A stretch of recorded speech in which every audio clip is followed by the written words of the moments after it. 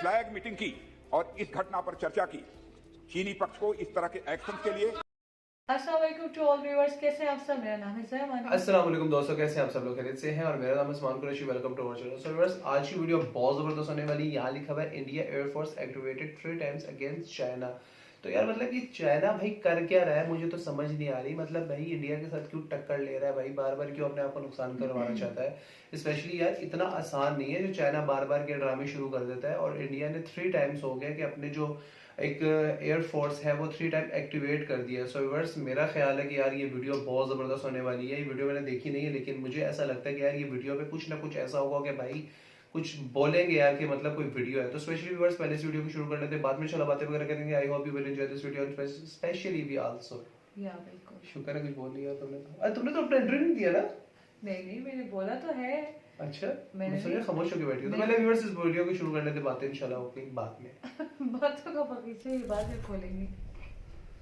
नमस्कार and I welcome you all to world affairs. मैं हूं प्रशांत धवन। नाउ अब धीरे धीरे हमको और डिटेल्स पता लग रही हैं कि इंडिया और चाइना के बीच में जो कॉन्फ्लिक्ट हुई थी वहां पर हुआ क्या है, इंडियन साइड क्या कह रही है, चाइनीज साइड यहाँ पर क्या कह रही है। मगर पहली बात तो मैं आपको ये बता दूं कि ये जो अभी रिसेंटली हुआ है ना अरुणाचल प्रदेश में, ये इंसिडेंट ये बहुत ज़्यादा बढ़ सकता था, क्योंकि बहुत सी रिपोर्ट्स हमको यही बताती है कि इंडियन एयरफोर्स के फाइटर जेट्स 2 से लेकर 3 बार एक्टिवेट हुए थे। ये स्क्रैम्बल किए थे, मतलब कि इन्होंने टेक ऑफ कर लिया था। और कोशिश यहाँ पर ये थी कि चाइनीज साइड से कोई एयर वायलेशन ना हो जाए, चाइनीज साइड का कोई drone fighter aircraft Indian side में ना आ जाए ना। इसके बारे में आपको बहुत से आर्टिकल्स मिलेंगे, डिस्कस करेंगे यहाँ पर हुआ क्या है। मगर सबसे पहले मैं चाहता हूँ कि राजनाथ सिंह जी ने, हमारे देश के रक्षा मंत्री ने पार्लियामेंट में खड़े होकर क्या कहा है। ये जो एक वीडियो है 1-2 मिनट की, ये मैं चाहता हूं आप सुने। उसके बाद मैं आपको बताऊंगा कि एयर फोर्सेस यहां पर कैसे ऑलमोस्ट इन्वॉल्व हो गई थी। 9 दिसंबर 2022 को पीएलए ट्रुप्स ने तवांग सेक्टर के यांगसे एरिया में लाइन ऑफ एक्चुअल कंट्रोल पर अतिक्रमण कर स्टेटस को एक तरफा बदलने का प्रयास किया। चाइना के इस प्रयास का हमारी सेना ने दृढ़ता के साथ सामना किया है अध्यक्ष महोदय, और इस फेस ऑफ में हाथापाई भी हुई है। भारतीय सेना ने बहादुरी से पीएलए को हमारी टेरिटरी में अतिक्रमण करने से रोका और उन्हें उनकी पोस्ट पर वापस जाने के लिए मजबूर कर दिया अध्यक्ष महोदय। इस झड़प में दोनों ओर के कुछ सैनिकों को चोटें भी आई हैं और मैं इस सदन को अवगत कराना चाहता हूं कि हमारे किसी भी सैनिक की न तो मृत्यु हुई है और न ही कोई गंभीर रूप से घायल हुआ है। इंडियन मिलिट्री कमांडर्स के टाइमली इंटरवेंशन के कारण पीएलए सोल्जर्स अपनी लोकेशंस पर वापस चले गए अध्यक्ष महोदय।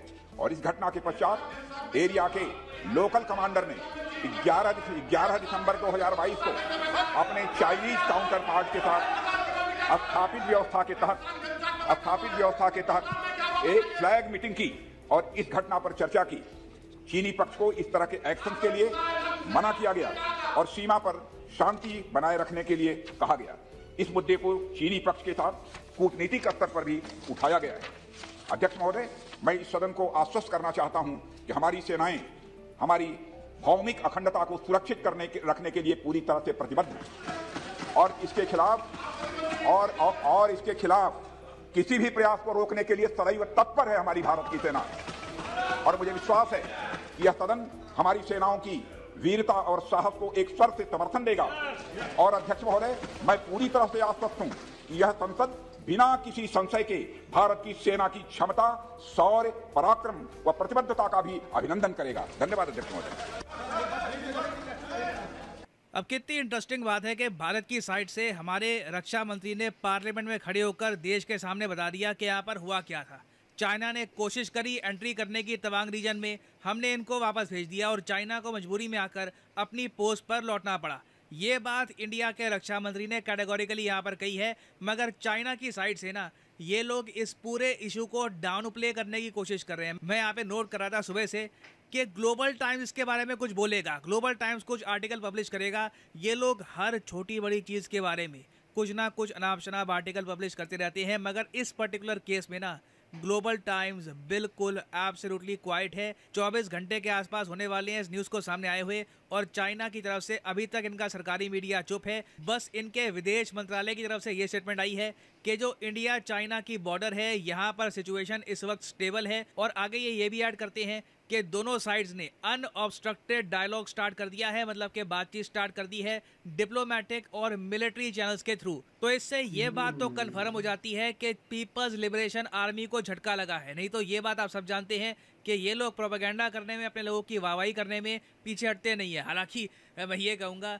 लास्ट टाइम जब गलवान वैली इंसिडेंट हुआ था उस समय ना चाइना ने कई महीनों बाद रिवील किया कि इनके कितने सोल्जर्स मारे गए थे। तो इस केस में भी कोई बड़ी बात नहीं है कि आज से कुछ महीनों बाद ये बोल दे कि जी हमारे इतने इंजर्ड हुए थे, इंडिया के इतने इंजर्ड हुए हैं। मगर जिस तरीके से अभी के लिए चाइना का एक बहुत ही डिफेंसिव रिप्लाई आया है, साफ साफ लग रहा है कि इनकी जो टॉप एस्टेब्लिशमेंट है वही शॉक्ड है कि इनकी आर्मी ने कोशिश करी एक बार को तवांग में एंट्री करने की और इंडियन साइड से इतना स्ट्रॉन्ग रिप्लाई आया। और तो और यहाँ पर भारतीय सेना भी ऑलमोस्ट इन्वॉल्व हो गई थी। देखो चाइना लिटरली ना, it is playing with fire, आग के साथ खेल रहा है चाइना। चाइना बार बार क्या कर रहा है कि लाइन ऑफ एक्चुअल कंट्रोल के बिल्कुल पास से गुजारता है अपने ड्रोन। नाउ इंडिया की पोजीशन अभी के लिए ये है कि लाइन ऑफ एक्चुअल कंट्रोल के बिल्कुल पास से अगर कोई चाइना का ड्रोन जाता है तो उसके अगेंस्ट हम कुछ नहीं करेंगे। मगर हमें अगर आशंका हो गई कि चाइना का एक ड्रोन इंडियन साइड की तरफ आ रहा है, आना तो दूर की बात है, हमें उसकी जो ट्रैजेक्टरी है ना वही दिख गई कि ये तो सीधा हमारी तरफ बढ़ रहा है, ये यू टर्न नहीं लेने वाला, तो उसी वक्त हमारी एयरफोर्स हो जाएगी एक्टिवेट। और ये हमने देखा, चाइना के एक दो ड्रोन्स बिल्कुल इंडिया की तरफ आ रहे थे और इंडियन एयरफोर्स के जेट्स एक्टिव हो गए और दूर से ही चाइना को ये हमने बता दिया कि एयर वायलेशन करना दूर की बात है, इसके बारे में सोच भी मत लेना, जैसी सोचोगे हमारी तरफ से एक्शन स्टार्ट हो जाएगा। तो ना सिर्फ हमारी लैंड फोर्सेस, जो एयरफोर्स ने भी रेडीनेस दिखाई है ना, ये देखकर चाइना शेल शॉक्ड है। इसलिए ना ग्लोबल टाइम्स ना चाइना की डिफेंस मिनिस्ट्री कोई बड़ी स्टेटमेंट दे रही है इसको लेकर। हर तरफ से चाइना डाउन प्ले करने की कोशिश कर रहा है इस इंसिडेंट को, और कोई बड़ी बात नहीं है। मैं लिटरली कहूंगा कि चाइना को यहाँ पर इतना ज्यादा एक पुशबैक मिला है कि हो सकता है कि लंबे समय तक ना अब चाइना इंडिया के अगेंस्ट कुछ भी करने की कोशिश ना करे, क्योंकि अब इनको ये मैसेज प्रॉपरली मिल चुका है, Indian side is well prepared. जो चाइनीज मिलिट्री है इनकी मेंटालिटी यही है कि जब तक ये फील नहीं कर पाते कि दुश्मन अब प्रॉपरली रेडी हो चुका है, तब तक ये एनिमी कंट्री को पुश करने की कोशिश करते हैं। मगर इंडिया ने अब क्लियरली इंडिकेट कर दिया चाइना को कि ना सिर्फ इंफ्रास्ट्रक्चर के हिसाब से, इवन सोल्जर मोराल के हिसाब से भी हम लोग तैयार हैं। और डेफिनेटली इंडिया कुछ ना कुछ इकोनॉमिक एक्शन भी लेगा चाइना के अगेंस्ट, लग रहा है।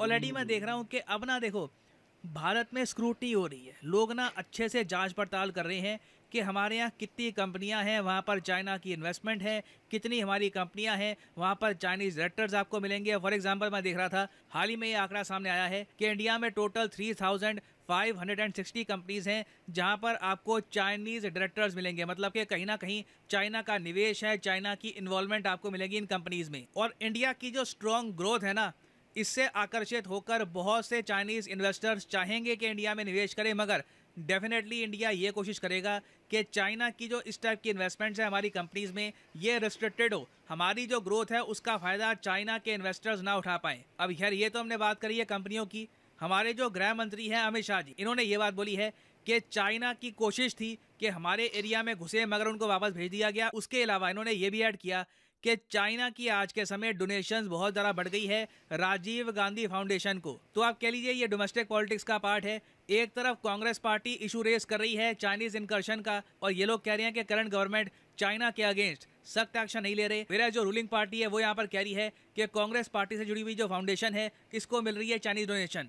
अब वैसे ये बात मैं क्लियर कर दूं कि अमित शाह जी ने ये बोला है कि 2005 और 2007 के बीच जो राजीव गांधी फाउंडेशन है उसको ग्रांट होता है कि मतलब फ्री का पैसा, ग्रांट मिला था 1.35 करोड़ रुपीस का। तो अमाउंट मैं कहूंगा कि बहुत ज़्यादा बड़ा नहीं है, और ये अमाउंट काफ़ी टाइम पहले आया था। मगर फ्यूचर में ऑब्वियसली हमें इंश्योर करना होगा कि चाइनीज डोनेशंस को भी हम रिस्ट्रिक्ट करें, क्योंकि चाइना कोशिश कर सकता है कि डोनेशंस के थ्रू इंडिया में बहुत सारे ग्रुप्स हैं, बहुत सारे संगठन हैं, उनको इन्फ्लुएंस करे।